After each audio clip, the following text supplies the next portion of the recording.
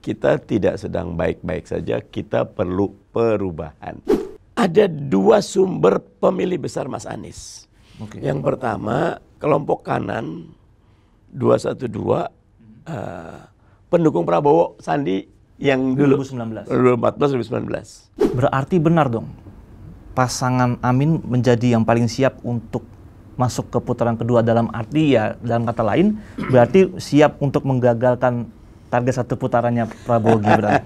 Walaupun di awal-awal ingin di branding gemoy macam-macam, saya nggak terlalu yakin. Beliau bukan orang yang suka gimmick ya, orangnya memang gitu-gitu aja. Gitu. Natural aja.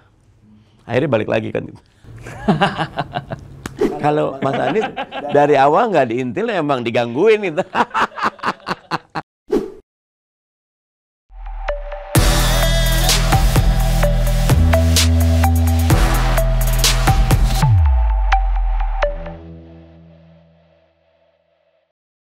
Kawan Akurat, kita bertemu lagi dalam program Akurat Talk. Kena tuh barang. Masa kampanye pemilu 2024 sudah berakhir. Kini rakyat bersiap untuk pencoblosan yang tinggal hitungan hari. Di tengah ketatnya kompetisi merebut elektabilitas, ada satu fenomena menarik yang menjadi sorotan publik. Dalam hal ini persaingan di antara tiga paslon dalam Pilpres 2024. Dalam data, berbagai survei menunjukkan elektabilitas pasangan calon nomor 01, Anies Baswedan Muhaimin Iskandar, atau pasangan Amin, menunjukkan peningkatan yang signifikan dari waktu ke waktu. Dari posisi terbawah pada sekitar November 2023, seiring masa kampanye, elektabilitas paslon Amin terus meningkat, dengan mayoritas hasil survei saat ini menempatkan pada posisi kedua. Apa yang sebenarnya terjadi? Apa yang menjadi rahasia dapur dari paslon Amin? Benarkah mereka siap total membuyarkan target menang satu putaran yang diusung pasangan Prabowo Gibran? Untuk membahasnya, saya sudah bersama seorang tamu narasumber penting. Dia adalah juru bicara pasangan Amin atau pasangan nomor 1, Dr. Mardhani Alisera. Bang Mardhani, terima kasih sudah. Apa kabar lu, Tom? Baik, Bang. Sudah mampir ke studio aku. Seneng malah. Makasih, Bang. Kita nggak kesibukan ya, Bang ya. Mau aman. Pemilu, mau kan nyarik juga kan dari Dapil Jaktim ya, Daerah Timur. Sukses ya, Bang ya, buat pencalekannya. Bang, ini mau kita ulik-ulik nih, Bang. Banyak hal dari paslon Amin nih, paslon nomor 1. Tadi rahasia dapur saya sempat singgung ya, Bang. Tapi secara garis besar gini dulu, Bang. Ini kan penampilan Anies Baswedan dan Muhaimin Iskandar dalam keseluruhan ya, Bang. Keseluruhan dalam rangkaian debat Pilpres kemarin yang sudah berakhir. Sebenarnya apa inti pesan yang hendak disampaikan sih dari pasangan Amin ini kepada masyarakat? Tema besarnya perubahan. Tema besarnya Indonesia tidak sedang baik-baik saja. Oke. Di bidang ekonomi, deindustrialisasi terjadi, I-Core kita tinggi, incremental capital output ratio, zamannya Soeharto 4, sekarang hampir 7 ya. Dengan 4 bisa tumbuh 1, kalau sekarang harus 7 itu. Belum lagi kalau kita melihat yaitu tadi ya, harga bahan pangan, anak muda makin jauh punya perumahan, kos transportasi, dan lain-lain. Jadi, ayo kita tidak sedang baik-baik saja, kita perlu perubahan. Dan belakangan ini bersyukur, alhamdulillah, gelombang perubahannya terus kayak snowballing effect. Nah, terkait slogan perubahan itu yang digaungkan pasangan Amin, apakah pasangan Amin juga mendapatkan frekuensi yang sama nih, Bang, ketika melakukan rangkaian kampanye selama masa 3 bulan kemarin? Kalau Mas Anies mengatakan jutaan yang ketemu ya, karena fisik tuh ya, karena memang kita kan dari 28 November, 75 hari itu ya, sampai ke 10 Februari itu ya, semangat perubahan itu nampak sekali. Baik disampaikan dengan lugas oleh para peserta Desak Anies, yang anak-anak muda rata-rata dan vokalis. Memang sengaja menarget anak muda ya, Bang ya? Sebetulnya dua sih ya desak Anies itu. Yang pertama, kita harus naik kelas demokrasinya. Nggak joget-joget, nggak gimmick. Gitu. Substansi dan ayo kita yang tabu-tabu, yang under the table, buka aja. Emang ini masalah kita kok. Kalau kita ingin bongkar masalah ya harus dari akarnya, dan itu nggak bisa kalau eufemisme, kalau kita pakewu, buka aja gitu. Dan Mas Anies malah minta desak saya gitu loh. Karena ini bukan tentang Anies, ini bukan tentang Muhaimin, ini bukan juga tentang rakyat, ini tentang masalah yang dihadapi bangsa ini, yang kita harus punya frekuensi yang sama, analisa yang sama, data yang sama, ketajaman yang sama untuk menyelesaikan masalah ini. Udah hampir 4 dekade kita kena sindrom middle income trap countries kan. Kejebak aja di 4.000 itu kan. Harusnya kan segera di 12.000. US dollar biar naik ke negara berpendapatan tinggi. Nah, ini nggak bisa. Nah, yang pertama itu naik kelas. Yang kedua ternyata masyarakat di desa juga nangis menyampaikannya. Menyampaikan dengan, kalau ini pakai akal nih. Anak-anak desa Anies. Tapi kalau di pertemuan-pertemuan yang direct pakai rasa, itu yang nangisnya disampaikan, meluknya disampaikan, suaranya disampaikan, dan itu buat Mas Anies ini energinya bukan tentang energi biasa, ini energi luar biasa gitu. Apa Bang yang paling banyak disampaikan masyarakat kepada pasangan Amin dalam rangkaian roadshow ke daerah-daerah itu? Masalah apa sih? Ekonomi kah? Atau masalah demokrasi yang seperti Abang sampaikan? Dua yang kita dapat yang agak mengagetkan, banyak dari mereka bicara pendidikan. Jadi akarnya itu di pendidikan. Makanya Mas Anies bongkar tuh dari mulai bagaimana akses pendidikan dibuka buat semuanya dan komitmen negara menjaga kualitas. Karena kan antara kuantitas sama kualitas kadang-kadang milih salah satu. Tapi kalau Mas Anies mengatakan pendidikan ini bukan bab spending, bukan pengeluaran, tapi investasi. Kalau spending hitung-hitungan berapa keluarnya, kalau investasi the more you invest, the better you get. Makanya itu yang Mas Anies pokoknya nanti pendidikan. Dan kalau bicara pendidikan, Mas Anies kan bukan cuma pernah jadi Menteri Pendidikan, tapi punya gagasan yang sudah jalan tentang Indonesia mengajar. Yang belum jadi menteri pun, belum dapat jabatan apapun, sudah mencoba untuk membangun pendidikan. Dan sederhana kok, semua the best talent di kampus dikoneksikan dengan orang-orang yang mau untuk membangun Indonesia dengan yang 3T, terdepan, termiskin, terluar. Dan ternyata buat anak-anak, pendidikan terbaik mereka bukan di kampus, di tempat mereka ngajar itu. Sekolah kehidupan itu ya. Sekolah kehidupan itu yang luar biasa. Sampai sekarang kalau saya lihat saya kan pernah jadi ketua tim Mas Anies. Iya. Waktu di Jakarta kan Billy, sama itu orang-orang yang dulu Indonesia mengajar 2016-17 bareng kita menangin Mas Anies. Itu sekarang balik di dalam timnya Mas Anies lagi gitu. Artinya orang-orang itu memang dari dulu ya bersama Mas Anies gitu loh. Tidak ada perubahan yang signifikan, timnya sama gitu loh. Nah yang kedua tentu ekonomi. Dan Mas Anies, kita diserang dalam tanda kutip ya, waktu berapa kali tampil di TV itu, target pertumbuhan ekonomi Mas Anies paling rendah, 5,5 sampai 6,5.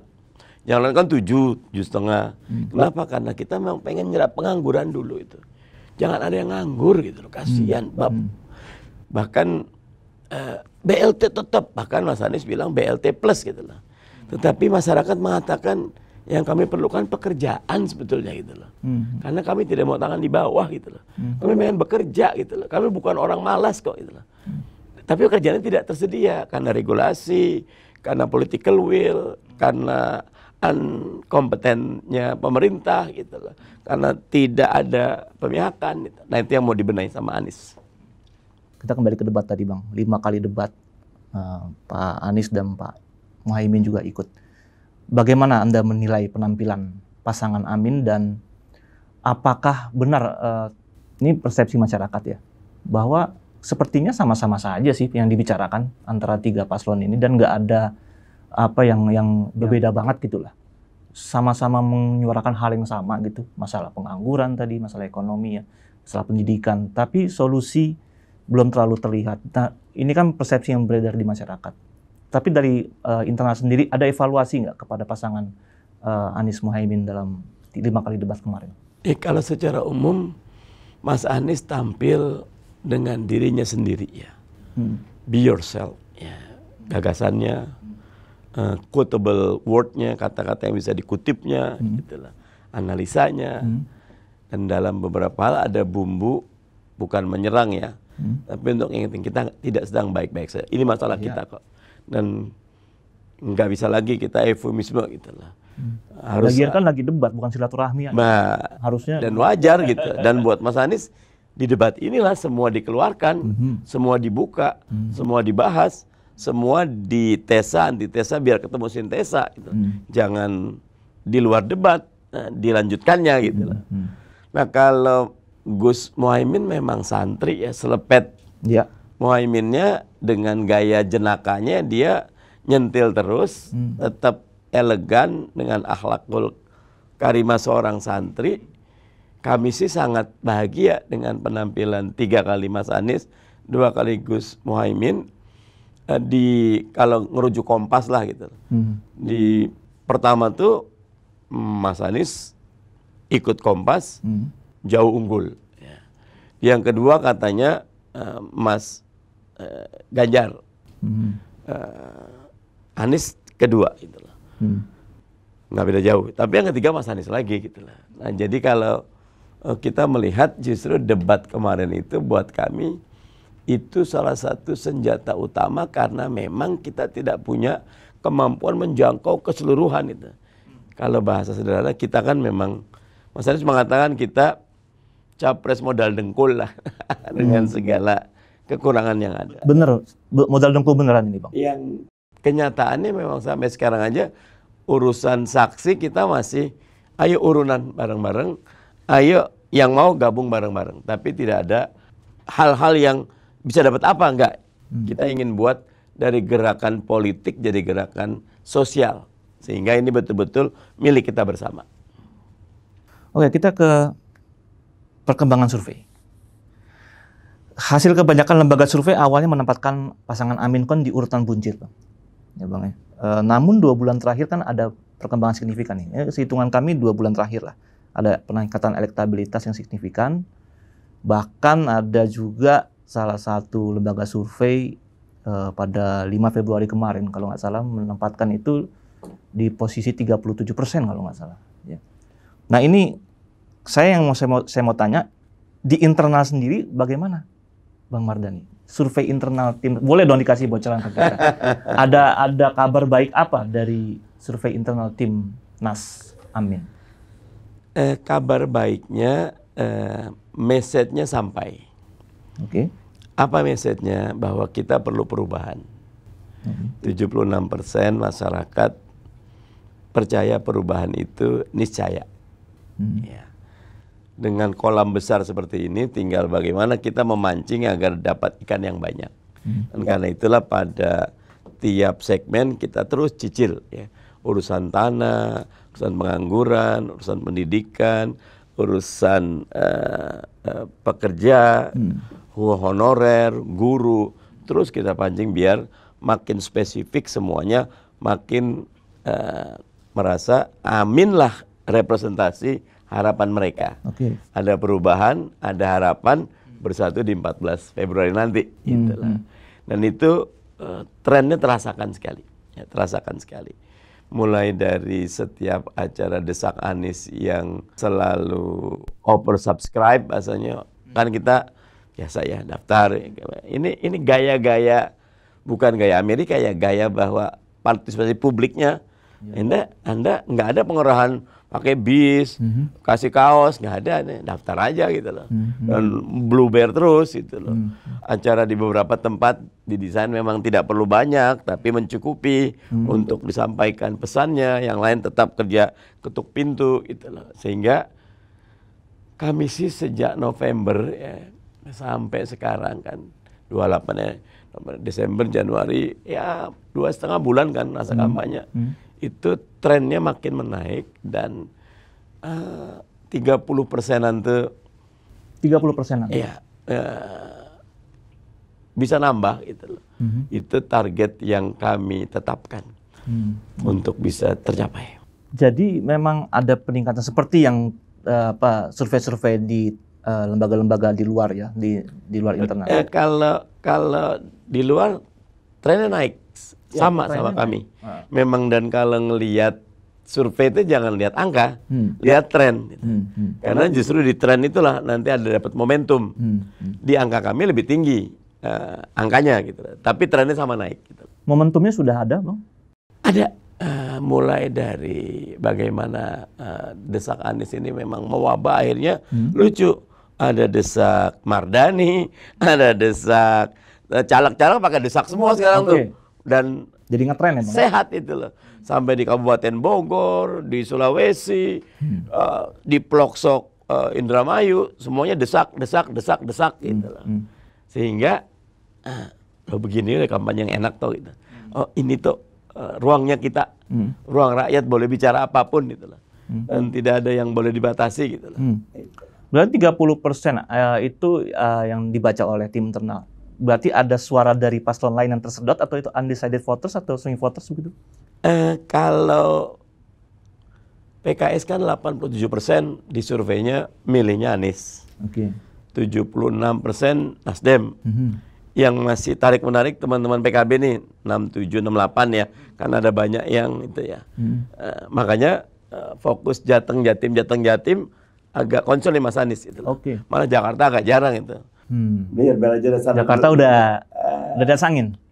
Tidak juga, tapi kami yakin kami bisa masih ketuk hati pemilih Jakarta biar ini loh karya Mas Anies tuh nggak usah nyari jauh-jauh, di depan pintu ada, naik Transjakarta sudah kelihatan gitu loh. Lihat taman di seberang jalan udah kerasa gitu loh.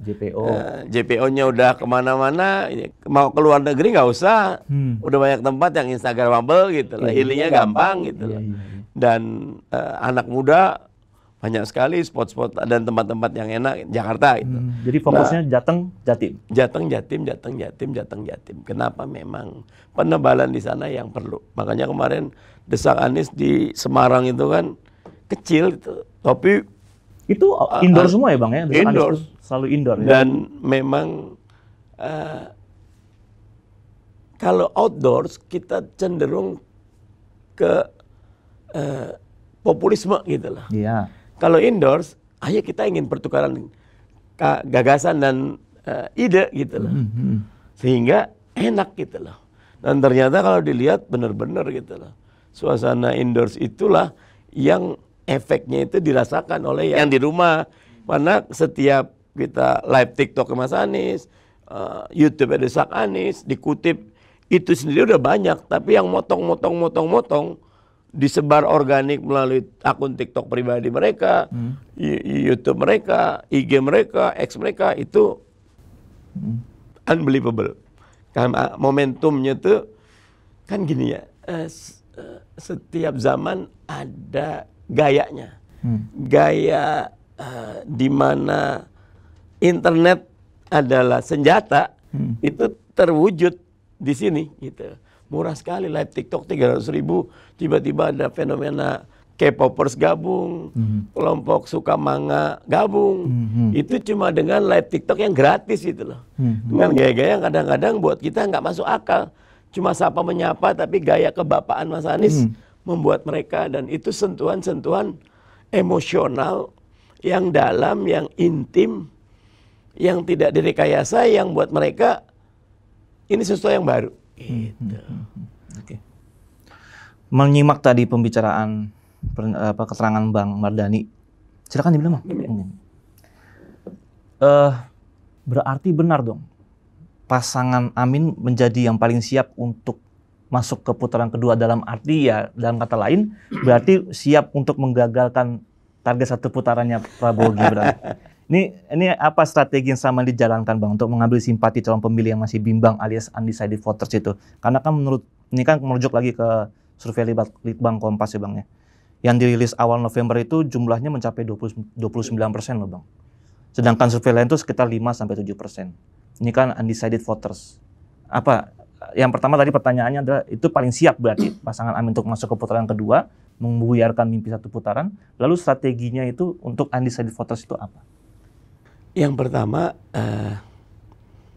saya tuh agak yakin dengan surveinya Kompas bahwa 28% lebih itu masih undecided karena ada banyak landasan pikirannya ya. Misal gini, tiba-tiba ada anomali Pak Jokowi yang mestinya di PDIP quote-unquote nyebrang gitu loh.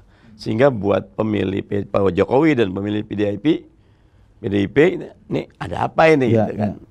Walaupun katanya udah pasti kok Jokowi di nomor 2, monggo. Kalau saya malah lebih jelas lebih baik gitu kan. Itu satu faktor. Ya. Faktor kedua, karena tidak ada incumbent. Jadi benar-benar lagi lihat nih, tidak ingin membeli kucing dalam karung. Faktor ketiga tadi, kebebasan informasi. Everybody is a journalist. Sekarang ini kan, kadang-kadang dia nggak lihat kok pidato panjangnya. Dari beberapa potongan-potongan yang 30 detik, 1 menit, itulah yang akhirnya buat mereka, ntar dulu nih ada yang menarik. Jadi penundaan keputusan itu, dan buat saya pribadi ini sehat. Ketika ada, bisa jadi cross voters fenomena ya. Partainya mana? Cross voter kan dia, kayaknya bagus yang ini dah, bagus yang ini. Nggak kenapa? Asal mulai migrasi dari pemilih sosiologis, ya, pemilih psikologis jadi pemilih rasional. Makin besar pemilih rasional, makin besar nih undecidednya. Karena buat mereka, ntar dulu gitu loh. Saya mau lihat dulu gitu loh. Baru debat, kan waktu Kompas bikin baru debat pertama. Baru debat pertama saya ingat itu. Dan undecided itu. Per saat ini masih tinggi? Per saat itu. Oke. Saat itu. Kompas tuh. Nah kami mulai dengan demikian, gimana cara godanya gitu loh. Gimana cara rangkulnya. Gimana awareness dia ke kita. Aidanya ke kita gitu loh ya. Nah, desak Anies, kampanye dialogis. Itu strategi yang berhasil menurut kami meyakini. Karena gini, 56% pemilih itu sekarang Gen Z sama milenial. Dan mereka yang native digital. Nah jadi, do not underestimate to the voters right now. Voters itu cerdas. Nah, cara cerdasnya kan dengan internet. Cara paling mudah di internet itu 2 ya. Bangun rasionalitasnya atau bangun emosionalitasnya. Emosionalitas itu bagus, tetapi ada momen-momen yang kadang-kadang touching the heart itu ya nggak bisa didesain. Pokoknya buat aja gitu loh. Ya. Tapi rasionalitas mudah. Dalam tanda kutip, ya yuk desak aja sampai ke dalam gitu, sampai digoncang keluarlah pikiran-pikirannya gitu loh, karakter-karakternya gitu. Abang percaya bahwa makin banyak pemilih yang rasional saat ini? Fenomenanya 2. Di grassroots, yang kelas bawah nih mungkin karena efek pandemi, efek resesi, itu rasa money politiknya kuat. Tapi di kelas menengah makin banyak yang rasional. Nah, kita sih berharap migrasi kepemilikan rasional makin tinggi. Kenapa? Oke, kualitas pendidikan kita sedang, tapi dengan Merdeka Belajar dengan Merdeka Belajar ini kan sebetulnya memberikan lebih banyak otoritas bagi guru untuk berinteraksi, jangan terlalu banyak birokrasi, tapi anak-anak ayo tumbuh berkembang gitu. Nah, itu rasionalitas makin. Dulu pertanyaannya what selalu, what and how. Sekarang why? Why? Kenapa harus begitu? Iya, why? And everybody can ask why. Boleh. Akhirnya daya kritis. Nah, muncul. Berarti kebagian bagusnya dari pekerjaannya Pak Jokowi juga ya, dalam masalah. Nah, memang kami sih berharap makin cerdas masyarakat, makin baik buat demokrasi. Di masa Pak Jokowi ya. Jujurnya memang kurikulum Merdeka dengan segala kekurangan macam-macam punya banyak kelebihan karena pemerintah sekolah tidak merasa we are the special one, we are the source of everything. Tidak, kita learning together. Itulah. Ayo bareng-bareng, integratednya mulai terjadi. Jadi Anda mau mengatakan bahwa pemilih paslon Amin adalah pemilih yang rasional? Rasional, udah rasional satu besar karena gaya kita emang gaya rasional. Dan makanya kita senang ketika tabrak Prof itu lah, Pak Mahfud ikut bagus. Yang lain makin banyak orang yang mengangkat tema ini makin bagus. Walaupun kita yakin kesan pertama begitu menggoda. Berikutnya terserah. Maksudnya pertama yang bikin pertama kan kita gitu loh. The followers itu ya nggak dapat banyak efek gitu. The trendsetter, the leader yang dapat. Oke, terusan aja kita seneng gitu loh. Makanya kita undang kalau Pak Prabowo mau lebih bagus lagi kita bilang gitu kan. Gitu. Tapi itu kan hak masing-masing, kita nggak bisa biarkan. Nah, pemilih rasional iya, tapi ada dua sumber pemilih besar Mas Anies. Yang pertama kelompok kanan 212 pendukung Prabowo Sandi yang 2019, 2014, 2019. Itu yang menjadi salah satu. Itu satu kolom besarnya kan 44 sampai 45%. Bisa separuh tuh migrasi ke kita. Ya. Tambah ada irisan dengan dia pemilih dari 3 partai kita. PKS, PKB, Nasdem. Gabung itu sama rasional. Jumlahnya hampir imbang. Kami sih masih menilai dua-duanya, 3 jadikan rasional, kanan, parpol, termasuk relawan di dalamnya. Yang kanan ini banyak relawan nih, relawan. Makanya ada 1000 lebih relawan. Itu gabungan ketiganya mudah-mudahan 40% lebih sih. Jangan kaget kalau nanti di 14 Februari, amin ternyata unpredictable paling melonjak. Mengenai fenomena terbaru itu kan gelombang suara dari kampus, Bang. Dari para guru besar, ya kan, profesor-profesor itu juga menurut pasangan Amin itu angin segar nggak buat paslon 1? Apa itu akan menambah daya gedor lagi dalam hal elektabilitas di 14 Februari? Kalau afiliasinya ke 1 atau ke 3 nggak terlalu tahu saya, tapi nggak kedua. Iya, sudah pasti. Ya, karena 2 ini di persepsi ya menggunakan banyak cara yang mendowngrade demokrasi. Di persepsi gitu. 2 ini di persepsi karena mungkin karena Pak Jokowi bilang presiden boleh memihak, presiden boleh kampanye, itulah.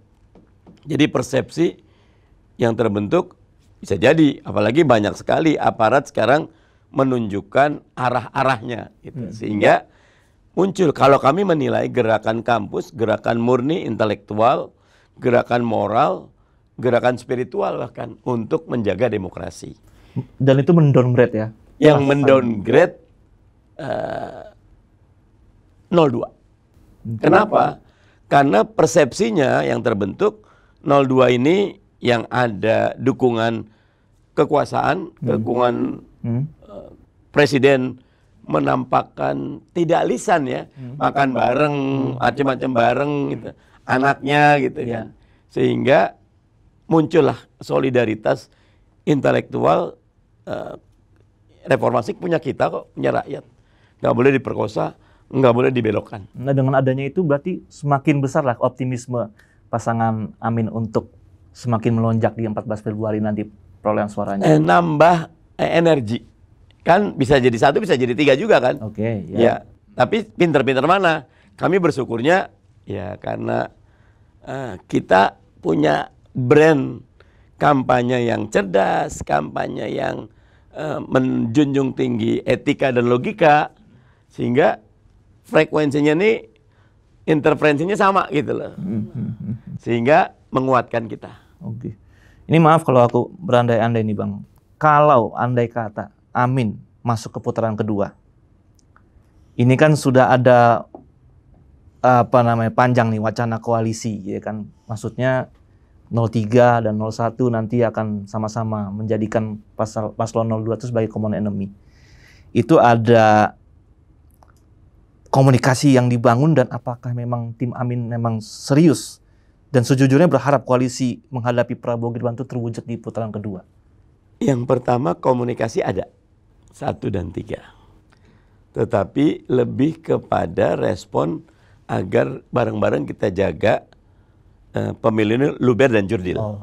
Belum kepada ayo kita dukung. Karena 1 lagi berjuang, 3 lagi berjuang, dua juga lagi berjuang.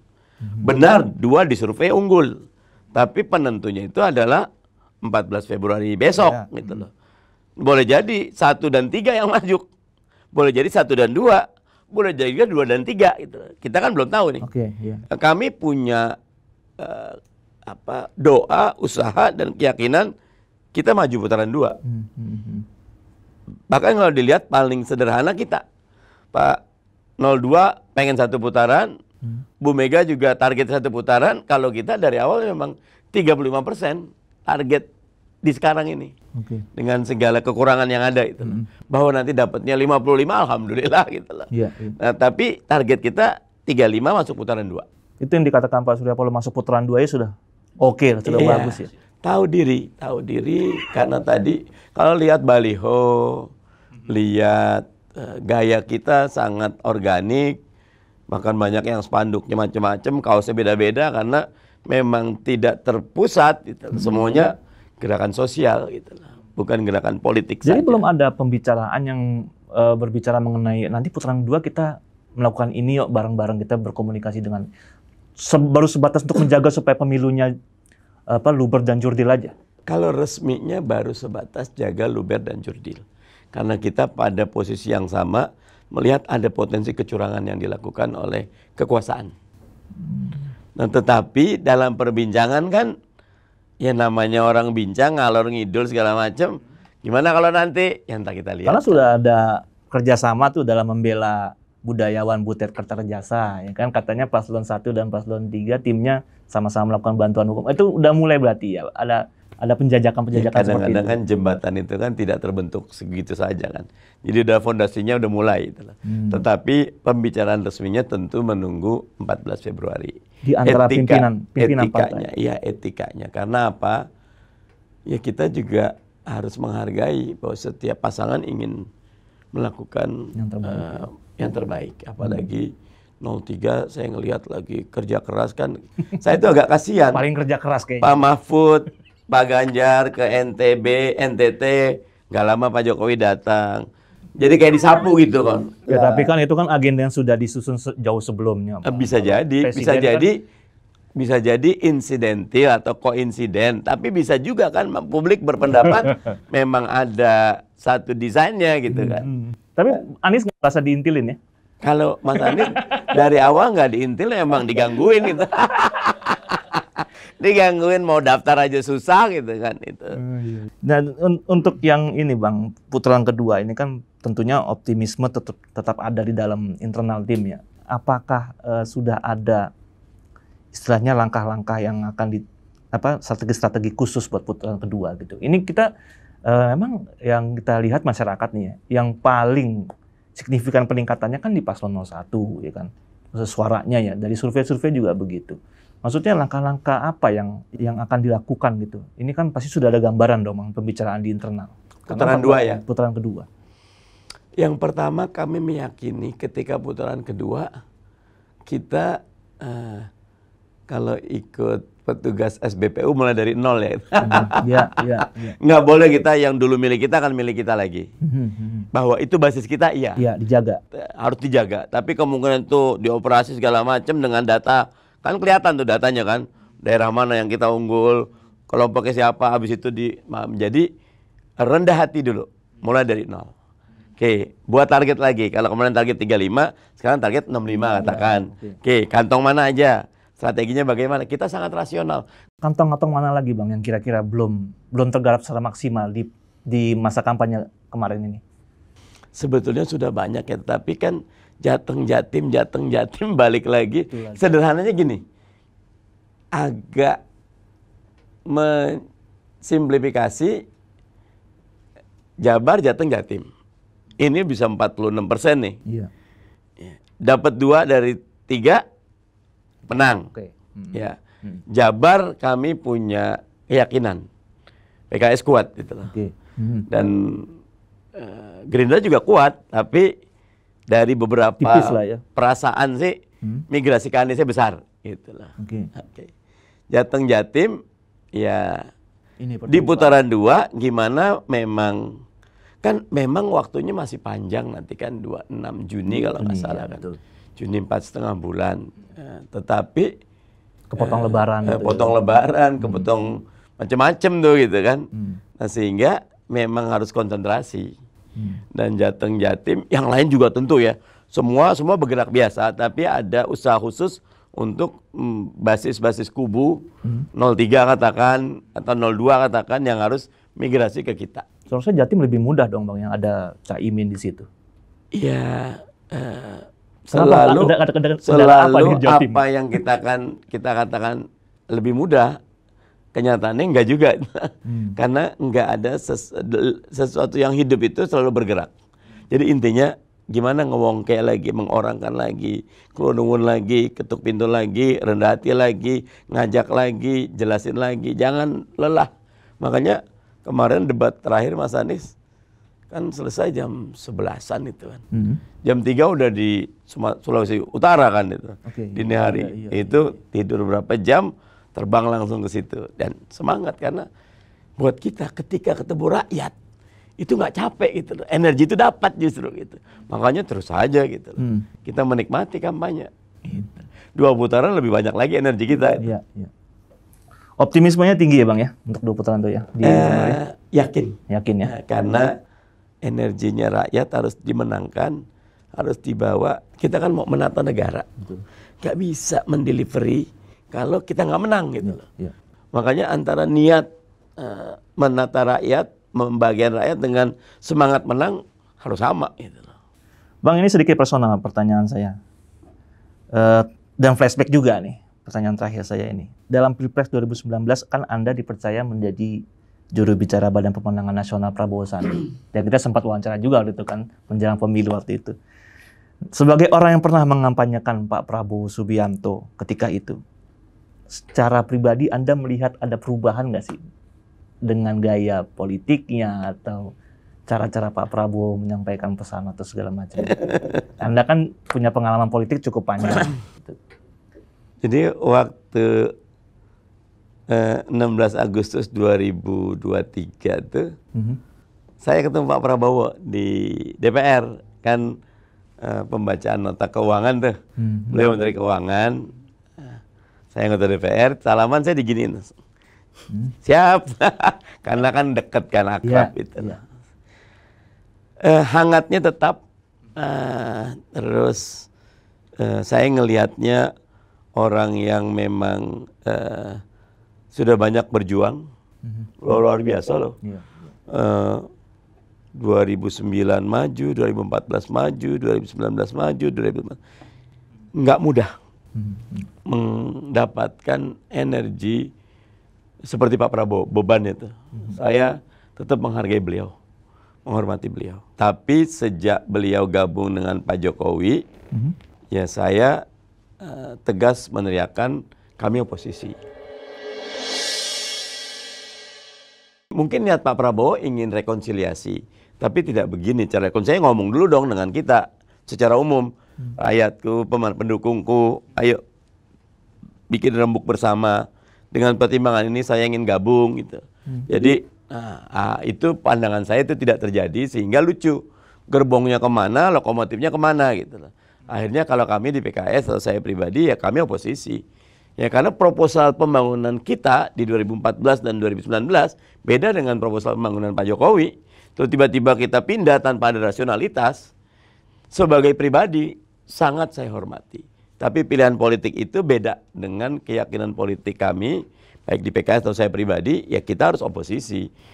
Dan menjadi oposisi itu baik, ya, karena check and balance. Menjadi oposisi itu sehat, karena menjaga demokrasi. Menjadi oposisi itu ya perjuangan, karena kita di luar pemerintahan dan kita mengawasi pemerintahan, menyuarakan penderitaan ataupun harapan rakyat. Jadi secara pribadi tetap orang tetap yang hangat, tapi jalan politiknya udah tidak lagi sejalan gitu ya. Walaupun di awal-awal ingin di branding gemoy macam-macam, saya nggak terlalu yakin. Beliau bukan orang yang suka gimmick ya, orangnya memang gitu-gitu aja gitu. Natural aja. Akhirnya balik lagi kan. Oke Bang Mardhani, Mungkin ya sedikit berbicara closing statement aja. Ini kan udah mau pencoblosan, apa yang mau Abang sampaikan kepada kawan akurat dimanapun berada? Ya kawan akurat, saya sih satu aja ya. Yang pertama, ikuti hati nurani. Ya. Makin rasional, negeri ini makin baik. Sudah terlalu lama kita berkubang dalam mediokrasi, ya, pinggiran. Allah SWT memberikan kita demikian besar potensi, tapi karena rasionalitasnya nggak kita junjung tinggi, itulah. Dan tentu antara rasionalitas sama spiritualitas, etika dengan logikanya itu. Nah, ayo pilihlah berbasis etika dan logika. Insya Allah dapat pemimpin yang terbaik di 2024. Oke, Bang Mardhani, terima kasih Bang. Kasih Aldi. Kawan akurat, demikian dulu episode kali ini. Kita akan bertemu dalam episode berikutnya. Akurat Talk, kena tuh barang.